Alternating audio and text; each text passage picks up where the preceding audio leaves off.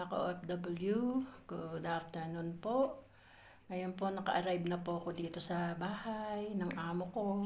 So ngayon, bago ako mag-start ng work, kain muna po ako ng agahan at tanghalian, magkasabay na po. Halika na po, kain na po tayo. Sabayan niyo po ako. Thank you Lord sa food, Panginoon. Meron po ako ditong roasted pork. Lagyan ko po ng konting chicken chili sauce, at saka konting kanin lang po. Para lang po may laman ng tiyan natin. Kailangan po kakain muna tayo bago mag-start ng work kasi para hindi tayo naliliyo-liyo, no? At saka yung tiyan natin, ako, mahirap magpagutom po. Kaan na po tayo. Thank you Lord.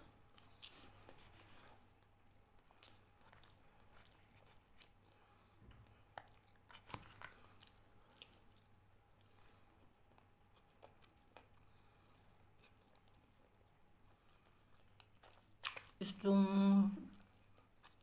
roasted pork po, dala po ng anak ko gabi ni Berna. Binili daw niya.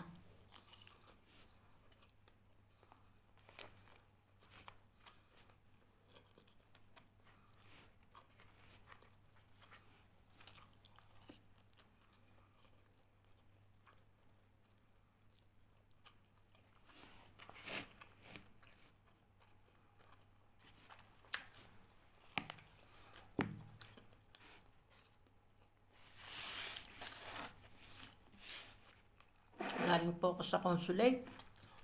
Pinana-authorize ko na po yung aking kontrata. So, meron na po akong verification ng consulate po. At meron na rin po akong OWA.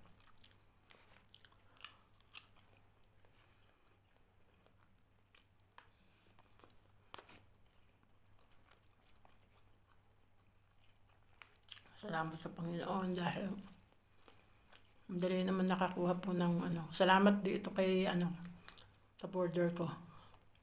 Si Rose. Dahil hindi ko alam na online na rin pala yung pagpapa-verification ng kontrata.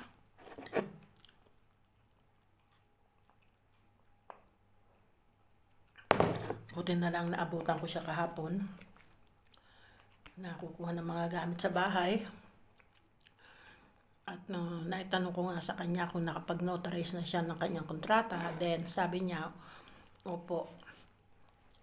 Then kailangan magpa-appointment, online appointment. So hindi ko na naman po alam. Buti na lang, salamat at kay Rose, yung aking border, na ora mismo ginawa niya ako ng appointment.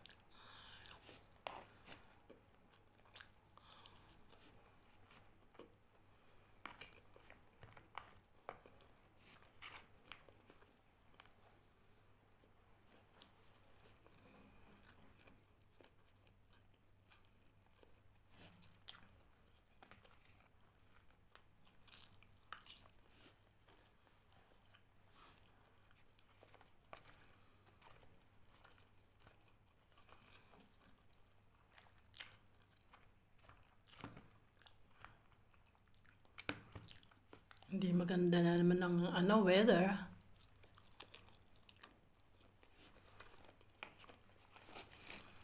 Pero alam ko pa dyan, sa Pilipinas, napakainit. Kaya kayo po mga kamami, nasa Pilipinas, inom po kayo ng maraming tubig. Iba na talaga ngayon, global warming nga.